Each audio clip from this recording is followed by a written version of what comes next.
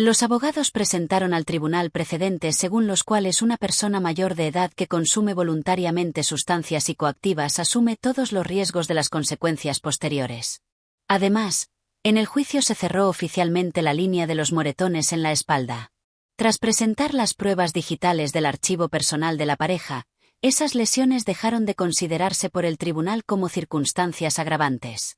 El juez excluyó la versión de violencia, reconociendo las lesiones como elemento de vida privada, lo que automáticamente retiró de Ibrahim la acusación de torturas.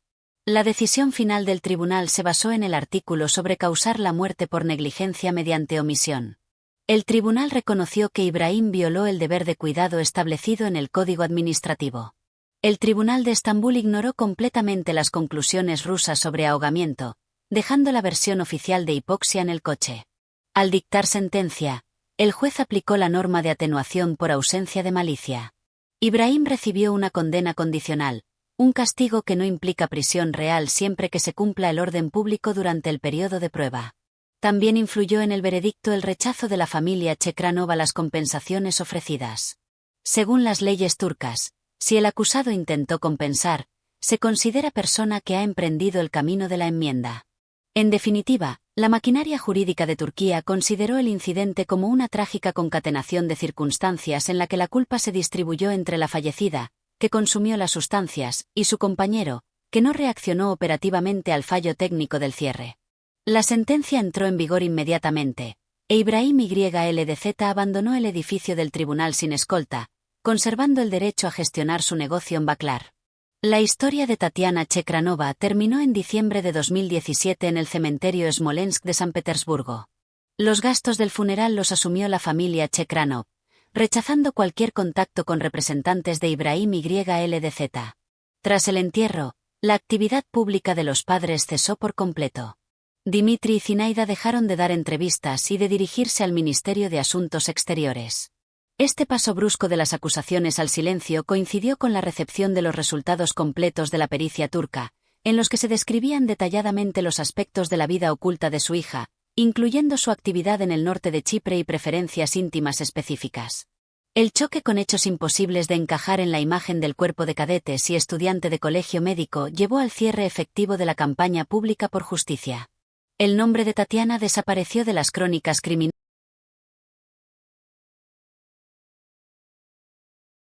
Para buscar una justificación lógica de las lesiones en el cuerpo de Tatiana, la policía de Estambul obtuvo autorización para acceder completamente a su dispositivo móvil y almacenes en la nube. En la memoria del smartphone se encontraron cientos de fotos y vídeos tomados en los apartamentos de Baklar. El contenido de los archivos indicaba un lado específico de las relaciones en la pareja. En las imágenes se registraron elementos de prácticas BDSM en las que Tatiana e Ibrahim participaron durante los últimos 4 meses. Los expertos criminalistas, comparando las fotos del archivo con los hematomas reales, reconstruyeron una correspondencia completa. Las franjas azules lineales en la espalda fueron identificadas como huellas de golpes con varas flexibles. Según las conclusiones del Instituto de Medicina Forense, las lesiones se infligieron en el marco de juegos de rol voluntarios con elementos de dominación. Las rupturas de tejidos entre los dedos de los pies también recibieron explicación. Tales traumas surgen por tensión muscular intensa o fijación específica de los pies durante actos de dominación. El grado de cicatrización de los tejidos mostró que las lesiones aparecieron varias horas antes del ataque fatal. Para los padres de Tatiana, esta información fue un golpe a la reputación familiar. Los criminalistas probaron que las lesiones en la espalda, a pesar de su aspecto aterrador, no tenían relación con el mecanismo de la muerte. Sin embargo, su presencia confirmaba que el ambiente en el coche el 18 de noviembre estaba lejos de ser una cita estándar en las montañas, como Tatiana le había dicho a su madre. Toda la dramaturgia de su vida turca estaba oculta tras la fachada de fotos con flores y restaurantes caros. La conclusión oficial sobre las causas de la muerte de Tatiana fue preparada por el Instituto de Medicina Forense de Estambul. Los expertos establecieron que la causa inmediata de la muerte fue una insuficiencia cardiorrespiratoria aguda. El análisis de sangre mostró presencia de alcohol etílico y sustancias prohibidas. La interacción química de estas sustancias provocó un estado epiléptico, una serie de convulsiones graves. Sin embargo, esa fue solo la parte turca de la verdad. Cuando el cuerpo de Tatiana fue llevado a San Petersburgo, la Oficina Rusa de Pericia Médico-Forense realizó una nueva autopsia. Las conclusiones de los médicos rusos asestaron un golpe demoledor a la versión de la muerte en el auto seco. En los pulmones de la chica se encontraron cambios morfológicos y presencia de líquido característicos de asfixia por ahogamiento. ¿Podría haber sido esa misma botella de agua que Ibrahim mencionó en el protocolo, el instrumento de la muerte? Médicamente, sí. Si en el intento de detener las convulsiones vertió agua en la boca de la chica, cuyos reflejos estaban paralizados por las sustancias, pudo haber provocado asfixia mecánica. En ese caso, el ahogamiento ocurrió directamente en el habitáculo del auto. Pero aquí surge una nueva pregunta.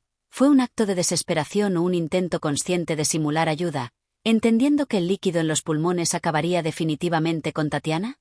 La pericia médica reconstruyó detalladamente los últimos minutos de vida de Tatiana. Mientras Ibrahim YLDZ esperaba el duplicado de las llaves en el estacionamiento de Baklar, el organismo de la chica estaba en estado de hipoxia profunda. Las convulsiones provocaron sobrecalentamiento del cuerpo y destrucción de proteínas musculares, lo que añadió carga adicional a los riñones. Los expertos cardiólogos destacaron que la ventana para salvarla era de no más de 15 minutos desde el inicio del primer ataque. Pasado ese tiempo, los cambios en la corteza cerebral se volvieron irreversibles. Al momento de la llegada de Ibrahim al hospital estatal, Tatiana ya estaba en estado de muerte clínica, y el coma subsiguiente fue terminal. El experimento investigativo y el análisis de la ubicación de las pruebas dentro del automóvil permitieron reconstruir minuto a minuto la física de los eventos en el habitáculo antes del bloqueo de las puertas. Según el protocolo de inspección del vehículo, los asientos delanteros estaban reclinados al máximo, creando espacio para interacción física. En las alfombrillas y el tapizado del techo, los criminalistas fijaron rastros de fluidos biológicos, y en los bolsillos de las puertas se encontraron los accesorios para dominación mencionados en la pericia digital. La reconstrucción muestra que Tatiana estaba en posición semirreclinada, con los pies apoyados en el tablero delantero y presionando contra el parabrisas. Precisamente esa posición del cuerpo en el momento de tensión física intensa explica la mecánica de las rupturas entre los dedos de los pies. Al presionar bruscamente contra una superficie dura en un ángulo específico, los tejidos blandos sufrieron daño por fricción y presión. El guión de la velada cambió en el momento de tomar la pastilla. Según los materiales del caso, Tatiana sacó la sustancia de sus pertenencias personales y la compartió con Ibrahim. La actividad física en el habitáculo cerrado con el motor encendido provocó sobrecalentamiento del organismo. Este factor en criminología se llama golpe de calor en espacio confinado, que aceleró la reacción química de las sustancias en la sangre. Los primeros signos de fallo en el organismo de Tatiana se manifestaron no como pérdida de conciencia, sino como un cambio brusco en la actividad motora. Ibrahim en sus declaraciones a DAS describió cómo los movimientos rítmicos en el marco de su guión se convirtieron repentinamente en empujones caóticos. Intentó sujetar a Tatiana, pero sus músculos adquirieron una fuerza anómala. En el volante y la palanca de cambio se encontraron arañazos característicos de las uñas de la chica, que en las convulsiones se aferraba a los elementos del interior. Cuando llegó la fase de cierre denso de la mandíbula, Ibrahim intentó intervenir físicamente. En sus manos se fijaron más tarde rasguños. Intentó abrir la mandíbula de Tatiana con un objeto metálico, presumiblemente la llave de la oficina que llevaba en el bolsillo. En los dientes de la chica los expertos encontraron microesquirlas de esmalte, confirmando esta acción mecánica. Al entender que sus esfuerzos no eran suficientes, el hombre decide abandonar el habitáculo e ir por agua. La reconstrucción fija claramente el momento fatal. Ibrahim sale del coche, deja el motor encendido y cierra la puerta. En ese instante, la inercia del sistema de seguridad pone punto final a su guión. El juicio contra Ibrahim YLDZ se celebró en el Tribunal Penal de Estambul y se convirtió en el punto final del enfrentamiento entre dos lógicas jurídicas.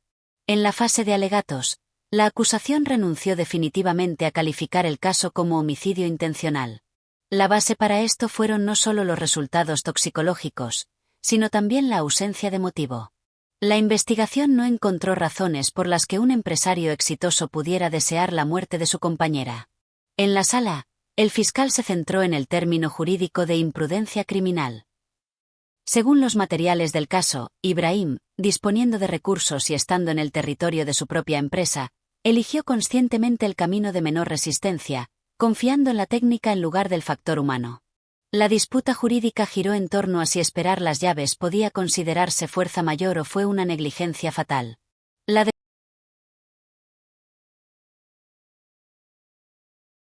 A mediados de noviembre de 2017, el conflicto entre la vida personal de Ibrahim y las exigencias de su familia alcanzó un punto crítico. Ibrahim provenía de una familia turca conservadora, donde la autoridad de los padres era determinante. Los parientes de YLDZ se negaron categóricamente a aceptar a Tatiana Chekranova. Las razones principales eran las diferencias religiosas y el estatus social de la chica. Los padres de Ibrahim veían en ella a una extranjera interesada solo en los bienes materiales de su hijo. Exigían que rompiera la relación y eligiera una novia de su propio círculo.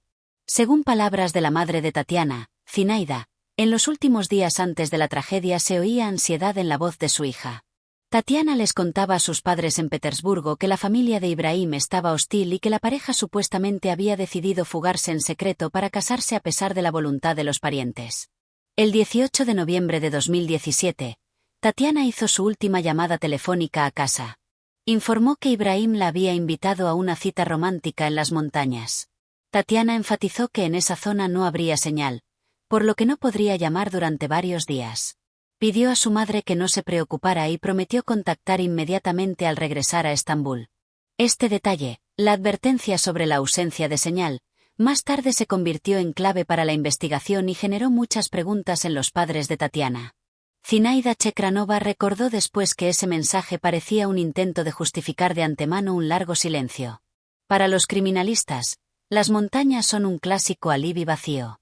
Mientras la madre estaba tranquila pensando que su hija estaba fuera de cobertura, Ibrahim tenía tiempo que podía usar a su discreción. La mentira de Tatiana sobre las montañas podía ser su propio intento de evitar control o un escenario impuesto por Ibrahim para asegurar silencio en el éter. Tras esa llamada, el teléfono de Tatiana se apagó.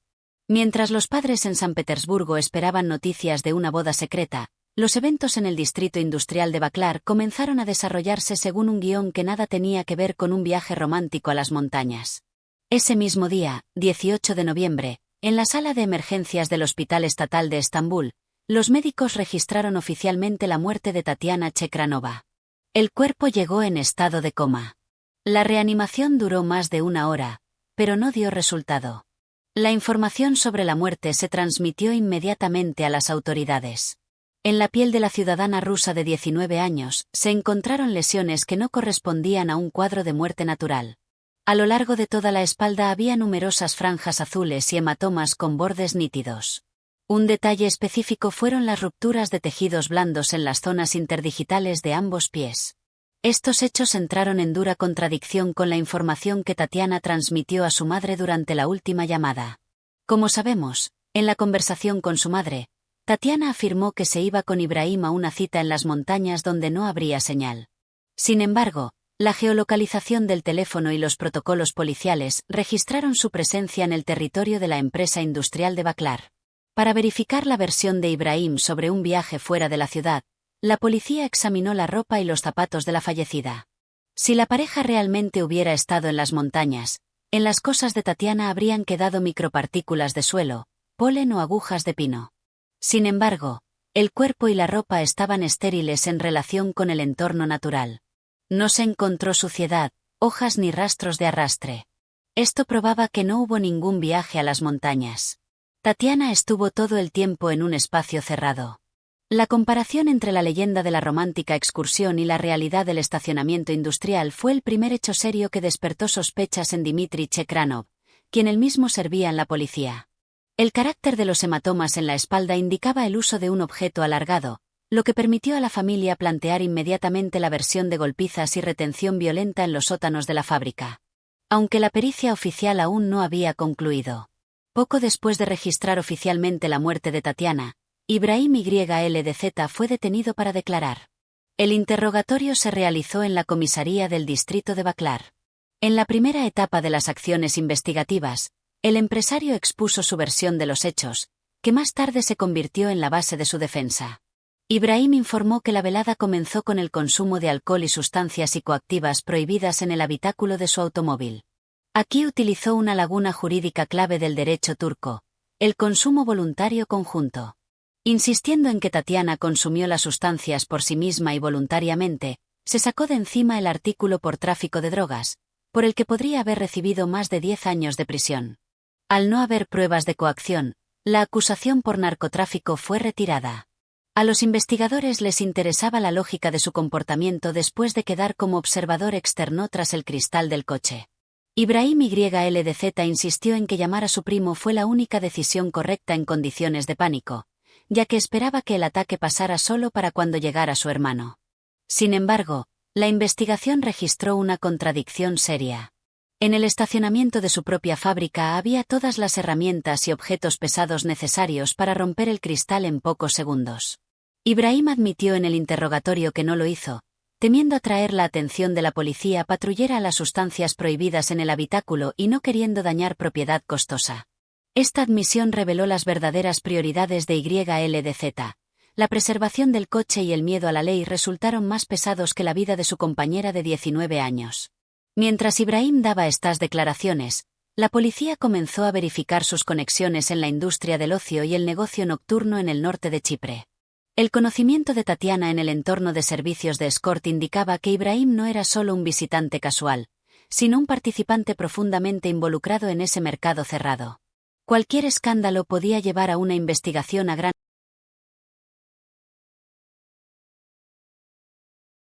18 de noviembre de 2017. Estambul.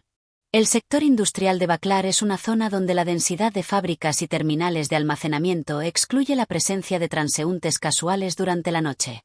En el estacionamiento frente a las puertas de la fábrica de máquinas textiles perteneciente a Ibrahim YLDZ, está estacionado su automóvil personal. El motor está encendido, las luces encendidas. Según los materiales del caso penal, en el interior del vehículo hay 2 personas. La joven de 19 años Tatiana Chekranova y el propio Ibrahim. Las cámaras de vigilancia exterior instaladas en la fachada de la empresa registran el inicio del incidente. Dentro del habitáculo, el estado de Tatiana cambia bruscamente. Su cuerpo comienza a realizar movimientos incontrolados. La mandíbula se cierra con fuerza. Ibrahim hace el primer intento de ayudarla.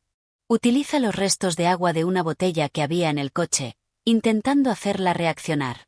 Sin embargo, las convulsiones se intensifican.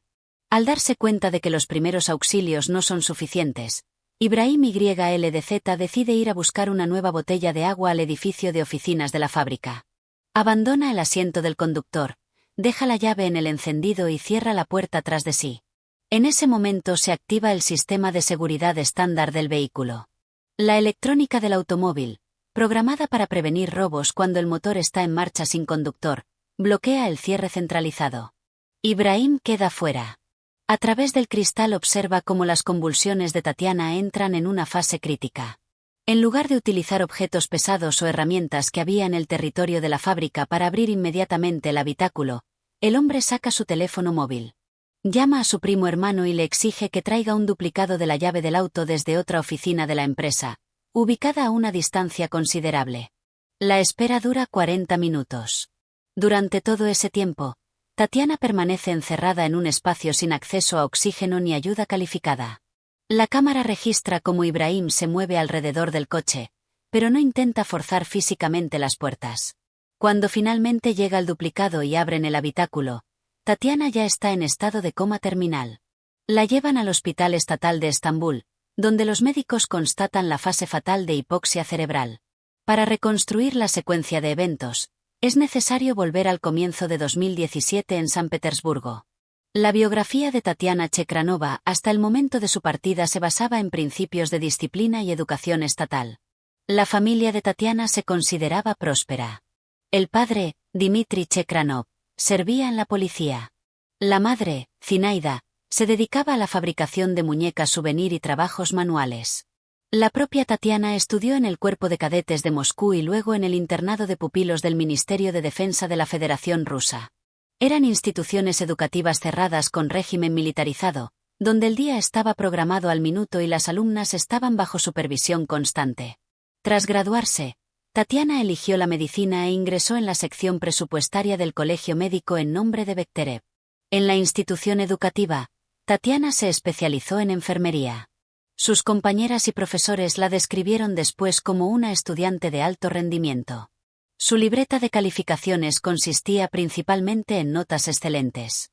Hacia finales del tercer curso, a principios del verano de 2017, Tatiana Chekranova decide interrumpir sus estudios. Solicita una licencia académica, convenciendo a sus padres de que necesitaba independencia y la posibilidad de ganar dinero. Dimitri y Zinaida se opusieron al principio a la interrupción de los estudios, insistiendo en obtener el diploma, pero tras largas discusiones accedieron a dejar ir a su hija. La historia del traslado de Tatiana de San Petersburgo a Estambul contiene una brecha factual que la investigación reconstruyó mediante el análisis de billetes de avión.